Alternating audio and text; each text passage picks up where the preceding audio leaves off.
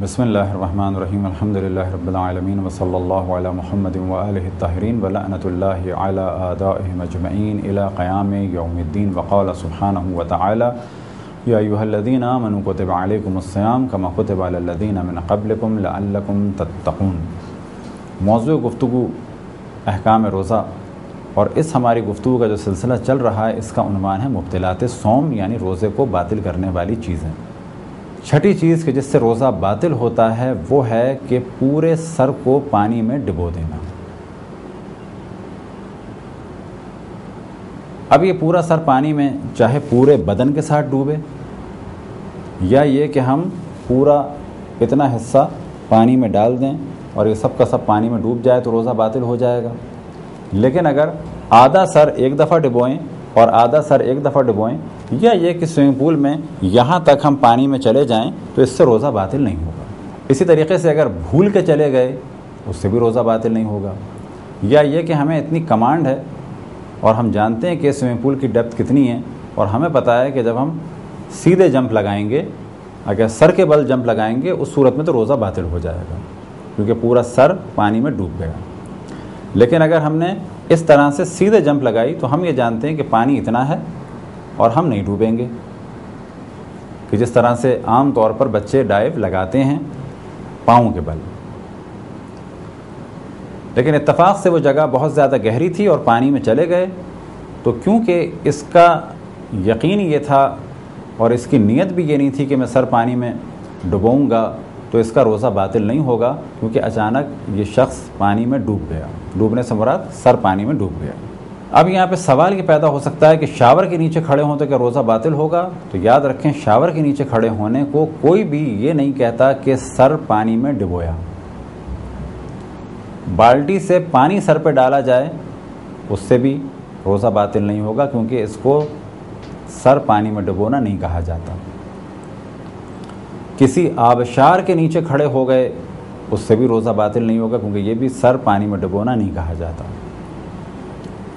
سب marine کے اندر بیٹھے ہیں اور وہ سمندر میں چلی گئی تو کیا روزہ باطل ہوگا؟ تو اس چیز کو بھی سر پانی میں ڈبونا نہیں کہا جاتا۔ سر پانی میں ڈبونے کا کیا معنی ہے کہ ہم سوئمنگ پول میں یا کسی ٹب میں پورے جسم کو اندر لے جائیں، یا یہ کہ اپنے سر کو اس کے اندر لے جائیں۔ فرض کریں ہم باہر ہیں اور اس طرح جھک کے اپنا سر یہاں تک سوئمنگ پول میں ڈال دیں تو یہ کہا جائے گا کہ ہمارا روزہ باطل ہو گیا۔ اگر کوئی چلتے چلتے غلطی سے پانی میں گر گیا اور اس کا سر پانی میں ڈوب گیا اس سے اس کا روزہ باطل نہیں ہے۔ اگر بھولے سے اس نے سوئمنگ پول میں ڈائیو لگائی، یا یہ کسی نہر میں یا دریا میں یا سمندر میں ڈائیو لگائی اور بعد میں یاد آیا، تو جیسے ہی اسے یاد آئے تو اس کا نکلنا واجب ہے۔ اب یہاں سوال ہو سکتا ہے کہ اب بچے ماہ رمضان میں سوئمنگ پول جا سکتے ہیں؟ بالکل جا سکتے ہیں۔ آیا ڈائیو لگا سکتے ہیں؟ تو یہاں پر کہا جائے گا ڈائیو اگر سر کے بل لگائی جا رہی ہے تو غلط ہے، لیکن اگر ایسی کھڑے کھڑے لگائیں اور ہمیں معلوم ہے کہ ہم اتنے رہیں گے تو کوئی حرج نہیں ہے۔ آیا گھر کے ٹب میں ماہ رمضان میں بیٹھا جا سکتا ہے؟ بالکل بیٹھا جا سکتا ہے، کسی بھی اعتبار سے روزہ باطل نہیں ہوگا۔ فقط باطل کب ہوگا؟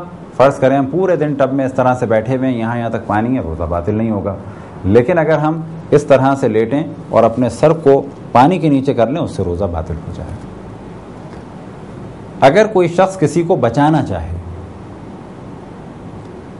کوئی شخص ڈوب رہا تھا اور اس کو بچانا تھا، اب اگر اس نے بچانے کے لیے ڈائیو لگائی اور سر پانی میں چلا گیا تو روزہ باطل ہو جائے گا، لیکن اس کا کفارہ کچھ نہیں ہے۔ البتہ یہاں پر آغا سستانی فرماتے ہیں کہ مستحب ہے کہ یہ ایک اور روزہ رکھے اور اس روزے کو مکمل کرے، مستحب ہے۔ لیکن باقی اکثر مراجع فرماتے ہیں کہ اس کا روزہ باطل ہے۔ وجہ کیا ہے کہ یہ اس نے کام خود اپنے ارادے سے کیا ہے، کام ارادے سے کیا ہے، لہذا اس کا روزہ باطل ہے۔ یہ رائے ہے دیگر مراجع کی۔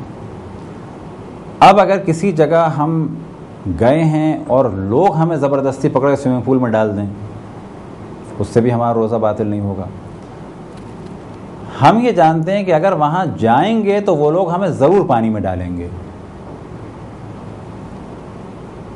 اب پھر اس مثال کو دیں کہ اگر یقین ہے کہ وہ ہمیں نہیں ڈالیں گے اور اتفاق سے پانی میں ڈال دیں، روزہ باطل نہیں ہوگا۔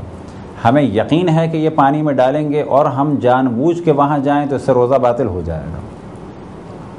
ایسے ہی گئے تھے سوئمنگ پول دوست احباب کے ساتھ، اس دوران کسی نے زبردستی ڈال دیا تو ہم پر روکنا لازم ہے، اس کو بتائیں کہ یہ کام صحیح نہیں ہے، مجھے پانی میں نہ ڈالو۔ پھر بھی اگر نہ سنیں اور پانی میں ڈال دیں اور ہمارا سر پانی میں ڈوب جائے، اس سے روزہ باطل نہیں ہوگا۔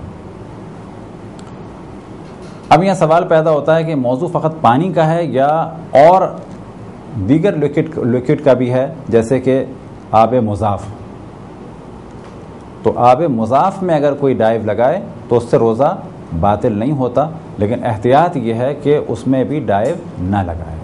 اگر کوئی شخص اپنا سر پانی میں ڈبوئے لیکن کچھ بال اس کے باہر ہوں، تو بال اگر باہر ہیں لیکن سر ڈوب چکا ہے تو اس کا روزہ باطل ہو جائے گا۔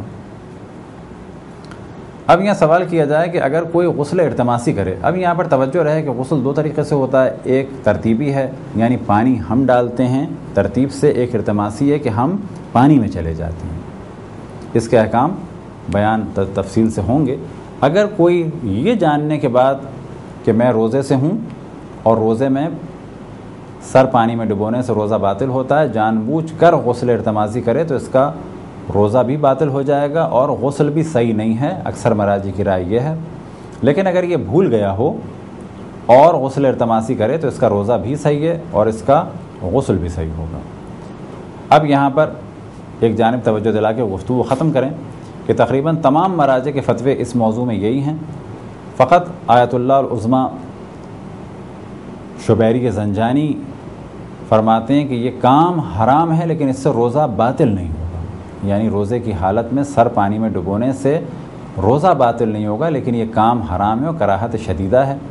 آغا سستانی یہ فرماتے ہیں، جو تقریباً ان کے قریب ان کی رائے ہے، کہ اس کام سے بچنا چاہیے، اور قول مشہور یہ ہے کہ اس سے روزہ باطل ہو جاتا ہے، لیکن بعید نہیں کہ اس سے روزہ باطل نہ ہوتا ہو، گرچہ اس سے بچنا بہتر ہے۔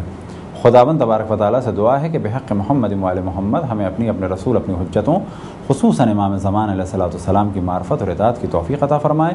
وصلی اللہ علی محمد و آلہ الطاہرین۔